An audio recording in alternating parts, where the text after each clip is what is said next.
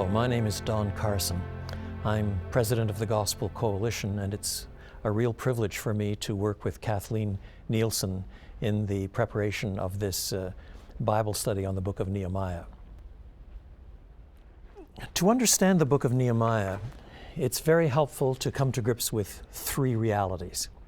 The first is where Nehemiah fits in the sweep of Old Testament history. Start with King David. He comes to the throne of Israel about 1,000 years before Christ. He has a son called Solomon. After these two kings, David and Solomon, the kingdom splits, it divides. And the northern tribes, called Israel, go off into more and more idolatry and mayhem and debauchery. In the south, the southern two tribes, going by the name of Judah, remain loyal to the Davidic dynasty. It takes them a little longer to descend into the same kind of idolatry, but that's the direction, I'm afraid. And then, at the same time, in the background, there are three regional superpowers we have to come to grips with. The first is the Assyrians. They are warlords, very powerful, and ultimately they destroy the northern kingdom. They take the leaders off into captivity, and the northern tribes really exist no more as a separate nation. That happens in 721 BC. The southern two tribes are destroyed by another superpower. The Assyrians are taken over by the Babylonians. And in 586 BC, the southern tribes are destroyed by King Nebuchadnezzar, the monarch of the time of the Babylonian Empire. And again, the thinking at the day was that the way you pacify these new territorial acquisitions is by destroying some of the ties, the societal ties that hold things together. Land and religion and loyalty were tied together. Land, religion, people. If you could somehow pull out one piece of that, then the cohesion of the society broke down.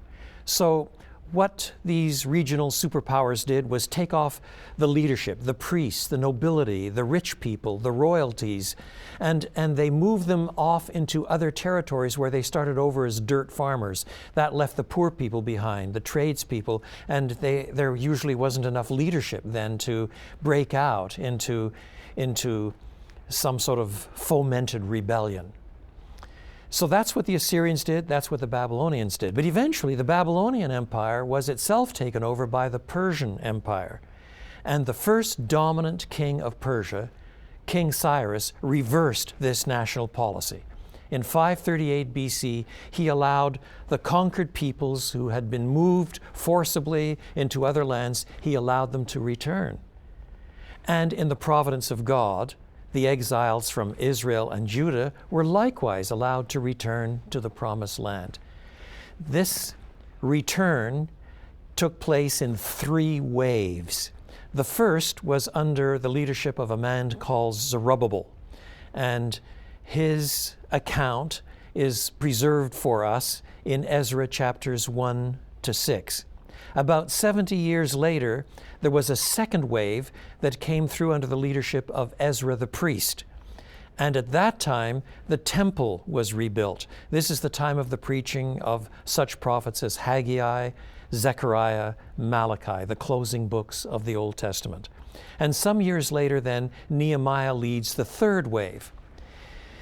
Nehemiah was an administrator. He was not a priest, he was not a Bible teacher. He was an administrator, and he helped build the wall of the city of Jerusalem. But it's really important to understand that in his mind, he was not simply rebuilding the physical city. He was building the city understood to be the people of God. His concern was not simply to build a wall, to have more physical protection.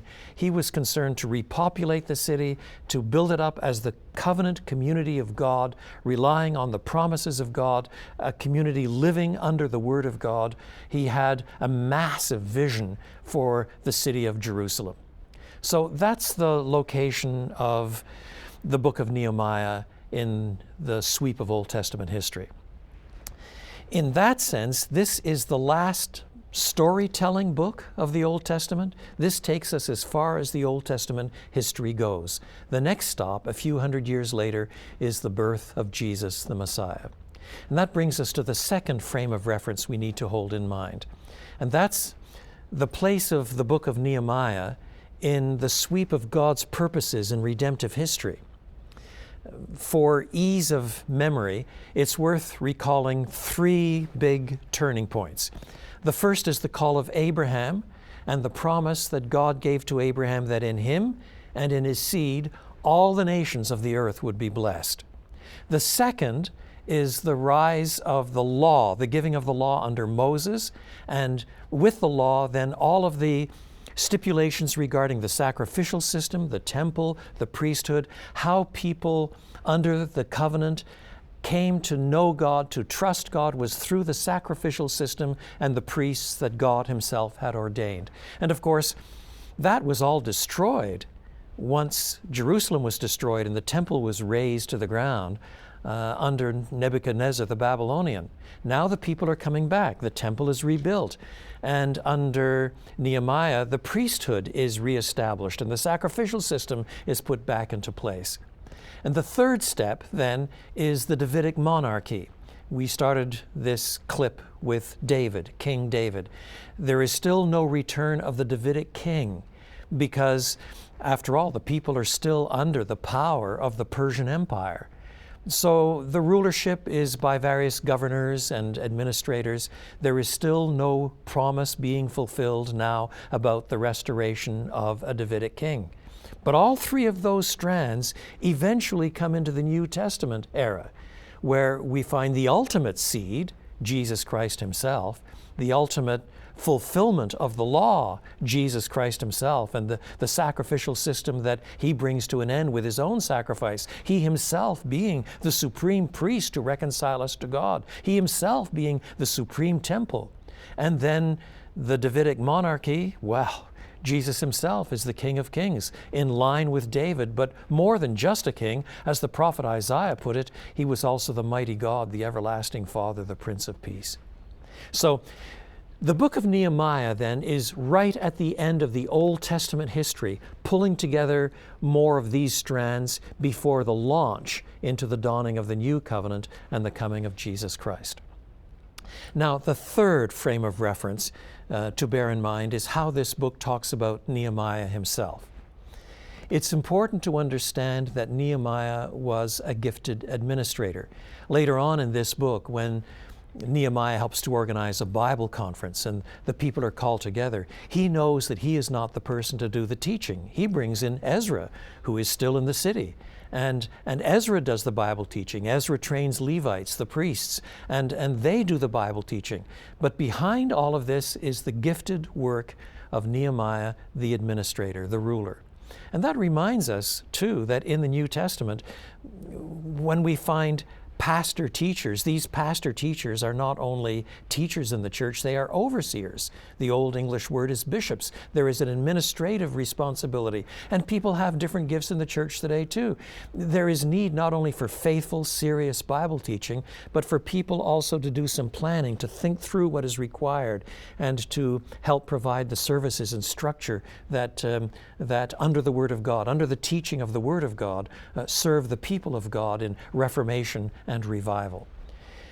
It is important, nevertheless, to remember that this book is not primarily about leadership. It's not primarily about Nehemiah the leader. He is a leader. He's a great leader. There are things to learn from him in this respect. But it's not primarily about leadership. It's about God's restoration of the people of God under the terms of the covenant in preparation for the time when all of this would come to fulfillment in the person of his Son. And God raised up this man Nehemiah, as he had earlier raised up Ezra the priest, the Bible teacher, to lead the people to this triumphant turning point at the end of Old Testament history. Welcome to the book of Nehemiah.